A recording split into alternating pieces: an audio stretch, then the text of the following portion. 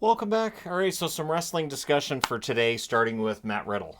So, with all of the releases that have happened in WWE, most of the releases due to financial reasons, right? A lot of guys and ladies who were on NXT that were being paid main roster wages. We can have the discussion about whether or not they should have just been on the main roster at another time. But Matt Riddle's been released not due to financial reasons, just that he had used up his last chance with WWE, and it seems to have ended with an altercation at the airport, which his account doesn't seem to mix with what the security account was, and I think WWE just wanted to be done with it. So for Matt Riddle, we'll see whether or not he ends up in another wrestling company. I honestly, if I was Tony Khan, would say no. And I mean that. I really think that with all of the controversy around AEW, with CM Punk leaving and all of that and the elite stuff, I just don't think it's worth the hassle. But we'll see what they do. Matt Riddle, he was a guy that at one point in time looked like he was going to be a world champion in WWE, and I think they pulled the push for him based on a lot of the other stuff going on, and I think they knew long term they couldn't book around him. So this time I absolutely agree with the release. All the best to Riddle on getting everything straightened out and hopefully coming back victorious at one point someday. If anything, WWE does allow for those redemption arcs to take place when a wrestler's ready for that. Saraya, her gear apparently has gone missing, and it's a lot of gear.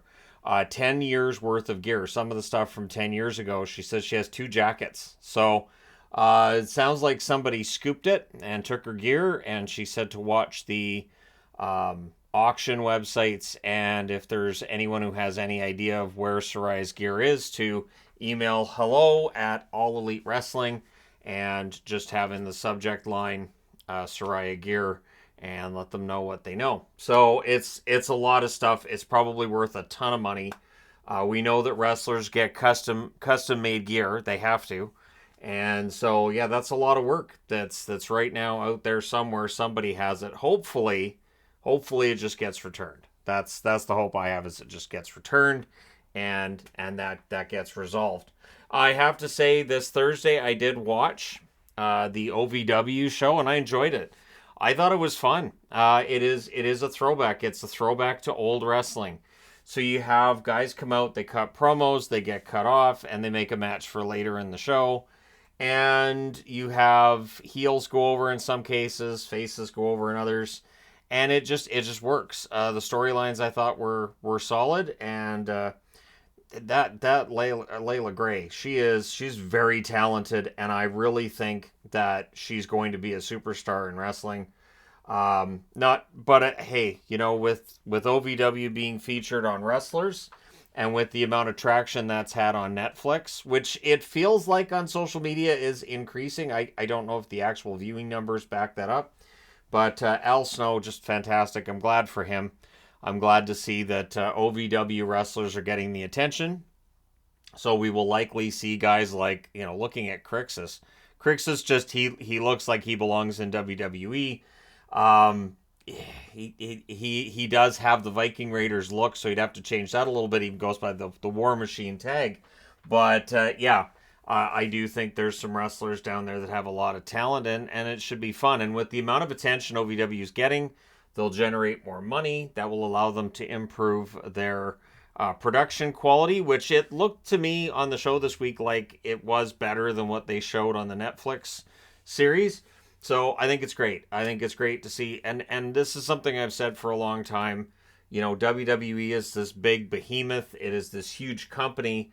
It's nice to see other wrestling companies succeed, because there are a lot of professional wrestlers out there who either can't get jobs in WWE, they may not have the right look, they may just not get the right breaks, and it's nice to see there's other places they can go where they can earn a good living, right?